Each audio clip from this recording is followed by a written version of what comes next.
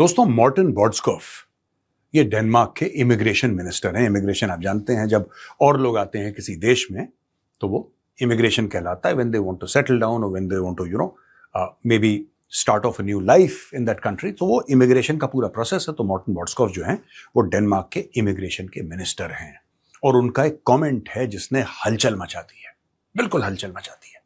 उन्होंने बोला है कि डेनमार्क ऐसा लगता है कि जैसे इस्लामाबाद हो।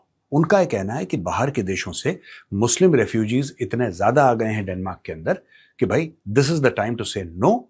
और एक और काम किया है कि आजान जो है लाउड स्पीकरों से मना कर दी। पहले भी रेफरेन करते थे लेकिन किसी किसी ने शुरू करा, सब बंद कर दी। कुछ समय पहले बुर्का, नकाब या हिजाब के ऊपर भी पाबंदी लगाई गई थी। तो आज की तारीख में जो डेनमार्क है, Denmark is trying to push back.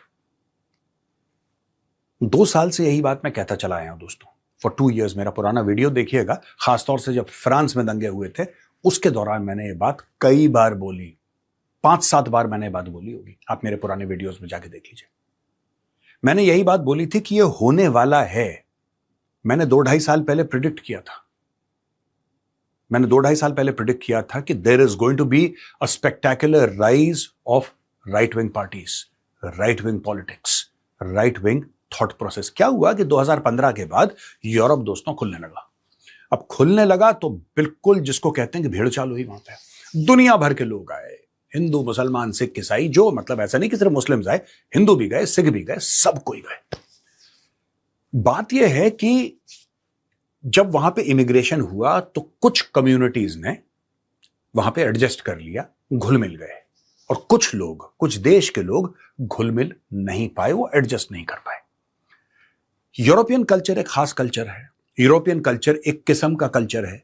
और जब आप किसी के भी घर में जाते हैं, ये मैं आपको आसान शब्दों में समझा रहा हूं, जब आप किसी के घर जाते हैं तो आपका फर्ज, क्योंकि आप मेहमान हैं, आपका यह फर्ज है कि जो मेजबान है, जो आपका होस्ट है, उसके घर की आप मर्यादा बनाए रखें, उसके घर के कानून के हिसाब से आप चलें, उसके घर के जो भी तौर तरीके हैं आप उनको अपनाएं।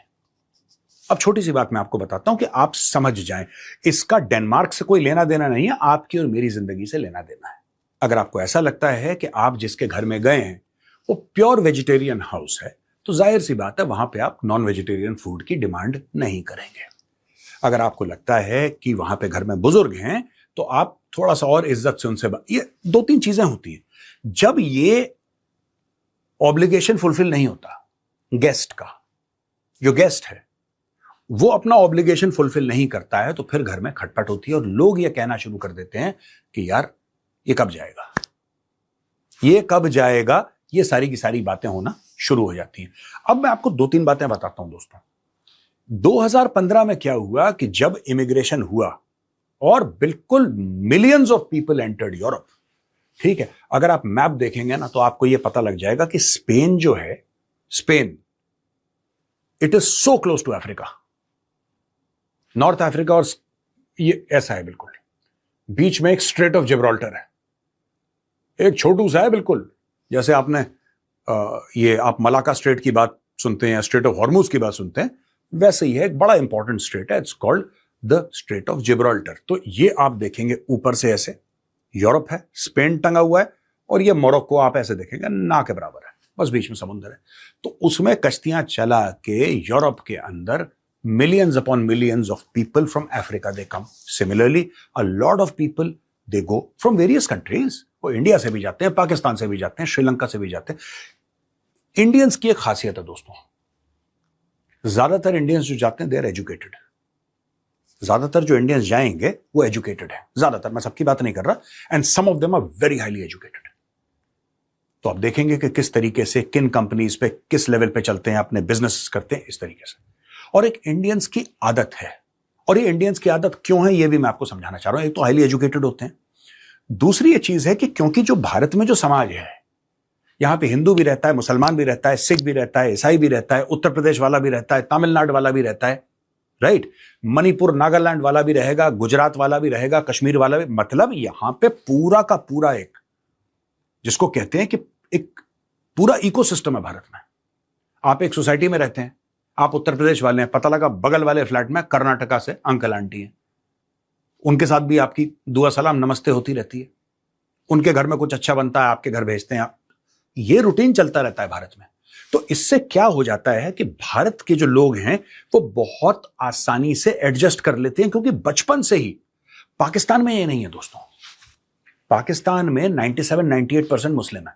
उसने इस्लामाबाद बोला, इसलिए मैं पाकिस्तान बोल रहा हूं। That is why. इशू ये है कि पाकिस्तान में ऐसा नहीं है। पाकिस्तान अपनी जो डाइवर्सिटी समझता है, उसको लगता है कि कोई भाई खैबर पख्तूनख्वा का है, सिंध का, पंजाब का, that is diversity. No, that is very little diversity. Pakistan में डाइवर्सिटी बहुत कम है, बहुत कम है। एक तो पाकिस्तान मुल्क भी छोटा है, उसके अलावा डाइवर्सिटी कम है, क्योंकि डाइवर्स होने ही नहीं दिया। मुझे तो बड़ा अच्छा लगता है भारत में जब एक बंदा दूसरे से बात करे उसको लैंग्वेज समझ में ना आए। अब आप बोलेंगे मेजर साहब बड़ी अजीब सी बात। बिल्कुल यार, बिल्कुल। मैं बात कर रहा हूं किसी से और वो तमिल में बोल रहा है कि मुझे तुम्हारी बात समझ में नहीं आ रही। तमिल कितनी, it's more than, I mean it's thousands upon thousands of years old. It's a very very old language, one of the oldest languages in the world. Tamil, वो बोल रहा है तमिल में। आपको नहीं, ये तो है ना कि आपका कल्चर कितना रिच है। पाकिस्तान में ऐसा, तो भारत में एडजस्ट कर लेते हैं। थोड़ी बहुत खटपट होती है, नो डाउट, बट दैट खटपट इज मोस्टली पॉलिटिकल।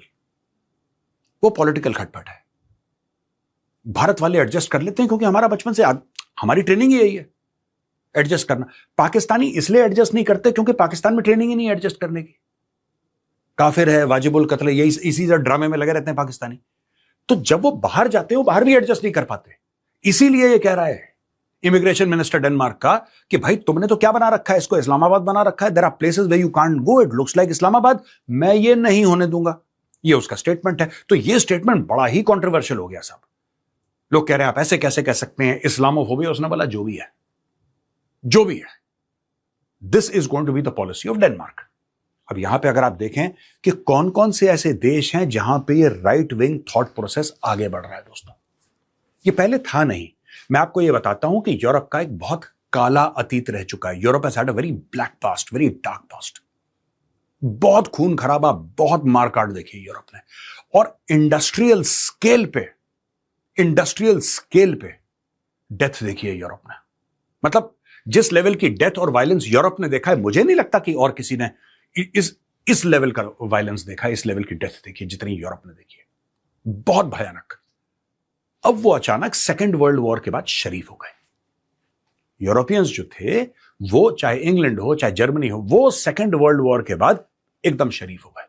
तो आज जब आप जाते हैं वहां पे यूरोप में, और आज जब आप ये देखते हैं कि बड़े अच्छे अच्छे कैफेज बने हैं और वाइनरीज हैं और गाड़ी लेके यहां पे गए, सुंदर सुंदर रोड हैं, भाई ये जो सुंदरता यूरोप की है ना, यूरोप तो पहले भी सुंदर था सेकेंड वर्ल्ड वॉर के। ऐसी बात नहीं है कि पहले बदसूरत था आज सुंदर हुआ है। Europe was always beautiful. Scenery है, नेचर है, वो तो हजारों साल से सुंदर है, आज से नहीं है। Fact of the matter is that Europe ने फिर रिवर्स गियर मारा, क्योंकि इसी यूरोप ने मुसोलिनी को भी देखा था, हिटलर को भी देखा था। भाइयों ने मारा रिवर्स गियर। अब इन्होंने इतना ज्यादा रिवर्स गियर मार दिया बिकॉज ऑफ दैट गिल्ट और व्हाटएवर, इतना ज्यादा रिवर्स गियर इन लोगों ने मार दिया कि इनको अब यह पता नहीं लग रहा कि कहां पे आके रुकना है। तो एक इंटायर पॉलिटिकल सिस्टम यूरोप में क्रिएट हो गया, जिसमें जो लेफ्ट लीनिंग लोग थे वो कह रहे और आने दो, और आने दो। और अब वहां का कल्चर बदल रहा है, तो पीपल आर हिटिंग बैक। अब जो लोकल्स हैं, यही आप अगर टॉमी रॉबिन्सन को देखते हैं यूके में, तब आपको पता लगेगा कि UK is also hitting back. वो कह रहे हैं कि हमें नहीं चाहिए, हमें नहीं चाहिए। वो हिट बैक कर रहे हैं। कुछ लोग ये कह रहे हैं कि साहब, अच्छा इसमें होता क्या है मैं आपको बता देता हूं कि जैसे पाकिस्तानी गंद डालते हैं जहां पे भी जाते हैं ना, they do some nonsensical stuff always. कभी ग्रूमिंग गैंग्स कर लिया, कभी कुछ कर लिया, कभी वायलेंस कर लिया, कभी टेरर एक्ट्स हो गई। ये सब इनका चलता रहता है मामला। This is very normal for Pakistanis. अब क्योंकि शक्लें मिलती हैं, भूरी भूरी चमड़ियां हैं, उसमें जो Indian doctor, Indian scientist, Indian engineer, Indian CEO, वो और फंस जाता है, क्योंकि गोरे को सब एक जैसे लगते हैं। And maybe he does not have that exposure enough to जज कि कौन इंडियन है, कौन पाकिस्तानी है, कौन कहां से है। तो उसमें क्या होता है कि lot of people get ambushed because of this. अब जैसे जॉर्जिया मेलोनी है, उसका भी यही थॉट प्रोसेस है। विक्टर ऑर्बान है, उसका भी ये थॉट प्रोसेस है। अब इनके आने से होता क्या है मैं आपको बताता हूं। कई लोग हैं जैसे उनको पता लगा कि जर्मनी में जब बच्चा होगा तो इतने आपको यूरोज मिलेंगे, फिर बच्चे का ये फ्री वो फ्री। उनकी एक सोसाइटी है, क्योंकि कम पॉपुलेशन है ना, कम पॉपुलेशन है, वो लोग ये सब अफोर्ड कर सकते हैं। फर्स्ट वर्ल्ड कंट्रीज हैं, कम पॉपुलेशन है, एक सेट तौर तरीका है, सब लोग एक कल्चर के हैं। अब जब अचानक बाहर से इन्फ्लक्स आता है मिलियंस ऑफ रेफ्यूजीज का अक्रॉस यूरोप, तो हाउसिंग की बात करें, जो फूड कॉस्ट होती है उसकी बात करें, लिविंग की कॉस्ट होती है उसकी बात करें, तो तब आपको यह पता लगता है कि चीजें बहुत महंगी हो गई। अब लोकल जो हैं they can not afford housing. Canada में यह हुआ है। Canada is facing today a very real housing crisis. Canada ने दुनिया भर को बोल दिया आके, अब वहां पे लोग रहना शुरू कर गए, बाहर से लोग आके गांव के गांव सेटल हो गए भाई। तो वहां पे अब Canada, the people of Canada are hitting back, they are not liking it one bit. एक लेवल तक इंसान एडजस्ट करेगा ना, now they have given up on adjusting. अब यूरोप में भी यही हो रहा है।